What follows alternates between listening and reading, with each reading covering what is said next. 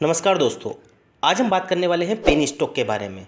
कुछ टाइम पहले ऐसे ही सेम वीडियो मैंने बनाया हुआ था, जो आज वो स्टॉक्स मैंने डिस्कस किए थे, आज वो स्टॉक मल्टीबैगर बन चुके हैं। तो सेम वैसे ही आज मैं यहाँ पे 3 ब्रेकआउट स्टॉक के बारे में बात कर रहा हूँ, जो कि एक पेनी स्टॉक है। तो यहाँ से हमें लग भी रहा है कि आने वाले टाइम में वो भी एक मल्टीबैगर स्टॉक बन सकते हैं। तो इस वीडियो में हम उनके चार्ट एनालिसिस करेंगे, उनका weekly and daily time frame देखेंगे कि कौन से टाइम फ्रेम पे उन्होंने ब्रेकआउट दिया हुआ है, उनका फंडामेंटल एनालिसिस करेंगे। फंडामेंटल एनालिसिस करना बहुत जरूरी है, क्योंकि हम यहाँ पे पेनी स्टॉक की बात कर रहे हैं। मार्केट में इतने सारे स्टॉक्स हैं जो पेनी है, पर यहाँ पे उनका फंडामेंटल देखें तो बहुत वीक फंडामेंटल्स है। पर हमें पेनी स्टॉक का फंडामेंटल देखना बहुत ज़रूरी है। उनका प्रॉफिट एंड लॉस स्टेटमेंट देखेंगे, उसमें ये भी देखेंगे कि एफआईआई और डीआई ने कितना वहाँ पे इन्वेस्टमेंट किया है। ये बहुत ज़रूरी है हमें पेनी स्टॉक में देखने के लिए। तो एक एक करके हम सारी चीज़ें यहाँ पे डिस्कस करेंगे। तो 3 स्टॉक्स की बात करूँगा मैं, तीनों स्टॉक का फंडामेंटल भी देखेंगे और चार्ट एनालिसिस भी करेंगे। तो एक एक करके हम वीडियो को स्टार्ट करते हैं।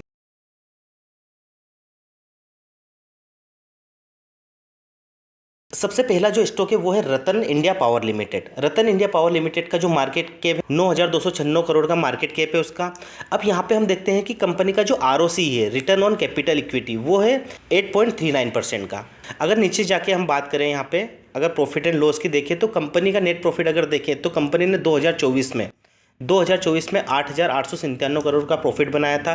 काफ़ी टाइम से कंपनी लॉस में चल रही थी, इसीलिए कंपनी की वैल्यू बहुत कम थी। पर कंपनी अब यहाँ पे प्रॉफिट में आ चुकी है। कंपनी ने अच्छा खासा प्रॉफिट भी यहाँ पे अर्न किया हुआ है। अगर यहाँ पे अपन उसके एफआईआई डीआई की होल्डिंग देखें तो एफआईआई ने यहाँ पे 2024 में अपनी होल्डिंग्स को 2% बढ़ाया हुआ है, और डीआईआई की अगर होल्डिंग्स की देखें तो यहाँ पे 6.61% की डीआईआई की होल्डिंग्स है। वही प्रमोटर्स की बात करें तो प्रमोटर्स भी यहाँ पे बहुत अच्छे हैं, 44% के प्रमोटर्स भी हैं। बाकी जो शेयर्स है वो पब्लिक के पास है।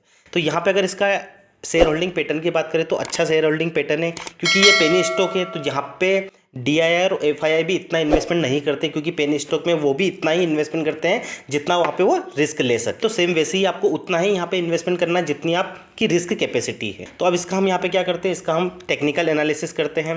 तो रतन इंडिया पावर लिमिटेड का मैंने वीकली चार्ट एनालिसिस किया हुआ है। वीकली चार्ट अगर देखें तो वीकली चार्ट पे इसने काफ़ी टाइम से ब्रेकआउट नहीं दिया था। अगर यहाँ से बात करूँ मैं, सितंबर 2012 से लेके मई 2024 समथिंग 12 साल ये स्टॉक एक रेंज में चल रहा था। अब जाके इसने यहाँ पे ब्रेकआउट दिया हुआ है। ब्रेकआउट देने के बाद इसने क्या करा, यहाँ पे ब्रेकआउट दिया, ब्रेकआउट देने के बाद रिटेस्ट करा, और रिटेस्ट करने के बाद ये अच्छा खासा यहाँ से मूव दे सकता है। तो इस पर आप नज़र बना के रखिए, ये बहुत अच्छा स्टॉक है, क्योंकि ब्रेकआउट काफ़ी टाइम से इसने दिया नहीं था। अब यहाँ पर इसने ब्रेकआउट दिया है, तो हमें ये लग रहा है कि आने वाले टाइम में ये अच्छा मूवमेंट दे सकता है। तो इस पर आप थोड़ी सी नज़र बना के रखना।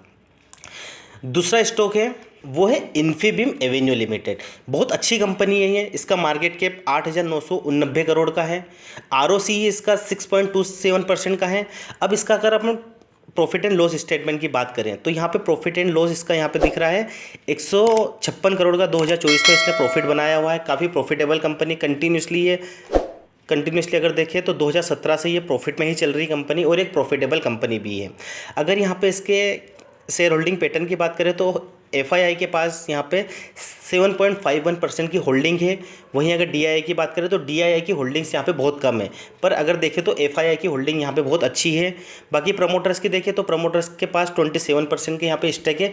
बाकी स्टेक्स यहाँ पे पब्लिक के पास है। तो ये भी एक पेनी स्टॉक है। तो हम पेनी स्टॉक को उस नज़र से देख रहे हैं कि यहाँ पे हम बड़ा इन्वेस्टमेंट तो नहीं करेंगे, पर हाँ हम छोटी छोटी रिस्क यहाँ पे ले सकते हैं, क्योंकि आने वाले टाइम में छोटी रिस्क लेके आप एक बड़ा कैपिटल यहाँ पे बना सकते हो। तो इन स्टॉक्स पे आप ध्यान रखना, क्योंकि ये एक प्रॉफिटेबल कंपनी, इसलिए मैंने यहाँ पे डिस्कस किया हुआ है। अगर इसका टेक्निकल चार्ट देखें तो ये मैंने इन्फीबीम एवेन्यू लिमिटेड का टेक्निकल चार्ट ओपन किया हुआ है।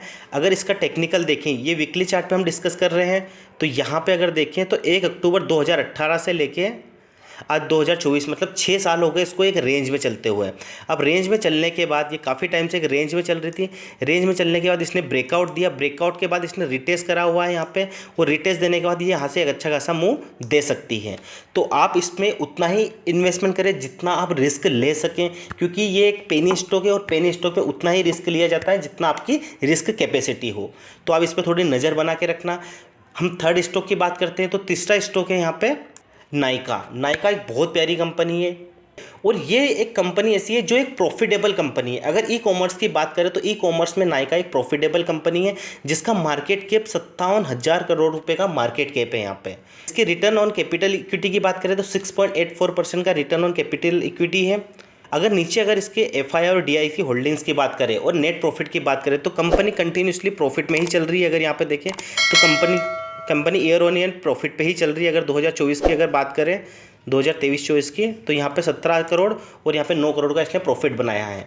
तो सबसे इंपॉर्टेंट चीज़ ये है कि ये ई कॉमर्स कंपनी है। अगर अपन इंडिया में ई कॉमर्स कंपनी की बात करें तो वो काफ़ी लॉस मेकिंग कंपनी चल रही है अभी। अगर नायका की बात करें तो नायका यहाँ पे एक प्रॉफिटेबल कंपनी है और ये हमारे लिए बहुत अच्छी चीज़ है। प्रॉफिट इसने कम बनाया 2024 में, पर ये सबसे इंपॉर्टेंट है कि ये एक प्रॉफिटेबल कंपनी है और इसका मार्केट कैप भी बहुत अच्छा है।